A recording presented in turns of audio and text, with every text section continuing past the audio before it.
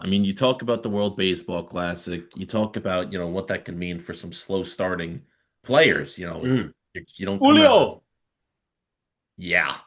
Julio Rodriguez is the first name on my list. Listen, we As all what? know A we breakout? oh, let me tell you something. What is he breaking out into? He's Please. What are you breaking talking? out, What, no, what are you talking? he's Don't breaking tell me. out into an MVP caliber player. Wow. Let me tell you something. From last year and the years prior, it's well documented his March and April and May, not so good. Nope. I would argue terrible. He comes out of the chute very, very cold. Offensively. Defensively, he's always good. Always good. I mean, as they say, defense never slumps. That's No, what they say. So absolutely. with the I believe that Julio Rodriguez coming out of the gate was um was a lot of pressure was on him to be the guy in that Seattle Mariners batting order. Hmm. However, they have another MVP candidate on their team right now in Cal Riley. True. And Julio Rodriguez knows this. So the pressure of him not having to be the superstar, but for him to just do his thing that he normally does over the course of the season, if that translates in April and he puts together a full season, we could have ourselves an MVP candidate on our hands in Seattle. Good pick. Yeah, Wow. yeah, I actually agree. I mean, October last year, he was the best, one of the best. He was incredible. That's how he's been every He would year. play, played, yeah, I am yeah. interested. Yeah. I'm interested to see because I feel like at this point it's kind of I'm not 100% sure on this, but I feel like he was at some point just like, yeah, that's kind of how I am. Like I start slow and then I get better as the season progresses. So I will be curious to see what the WBC can do in terms of his impact on the early games within the obviously very long MLB season. Very nice start, Pat, and good on you. Nice little transition there. Wow. Right? I mean, I'm really getting a hold of this whole podcast thing. Yeah, You know, that was excellent. So Julio Rodriguez is the first name off the list, and you're saying that he can go from an all-star to an MVP candidate. sure, given the World Baseball Classic and a more relaxed atmosphere due to Good Cal team. Riley. I like it. I Yeah, like it. I also have someone who can, I think, be a potential MVP candidate. Mason, do you have any of those types of players? I do.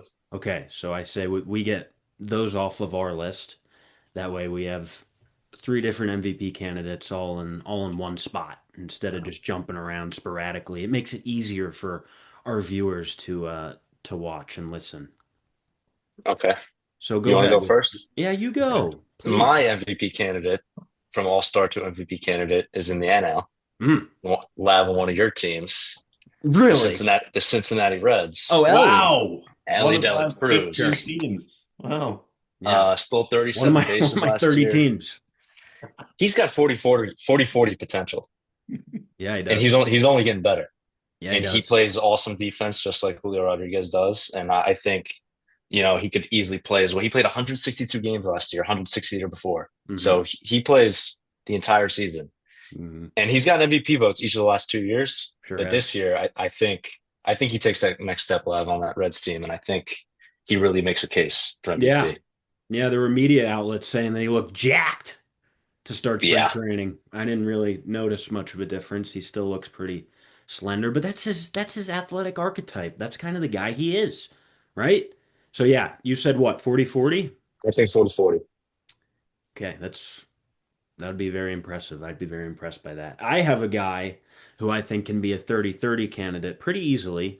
However, he's never been an all-star, and I think that despite this can be a potential MVP candidate despite never being an all-star. And he resides in the AL West. This is Wyatt Langford. Wow. Langford, I think, is extremely MVP Wyatt? Yeah. yeah. I don't I was going to know. say All Star. Yeah, well, I think he'll make an all-star team easily this year. He had 22 home runs, 22 stolen bases last season. Oh, MVP.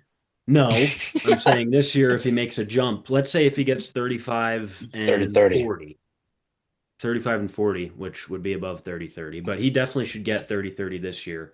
Um, he finished with the top 25 WAR last year. I think that he could get to top 10 WAR this year.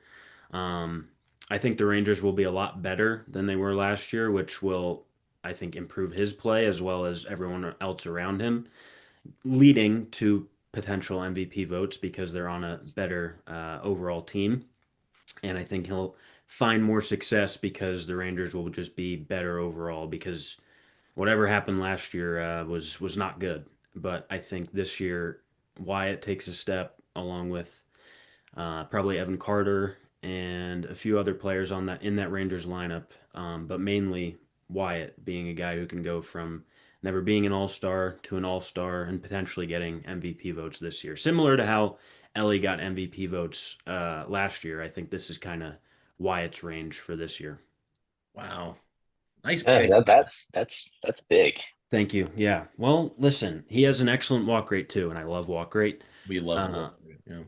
so he's definitely a guy that I think can do special things down in Texas. You Yeah. know what? Okay. I got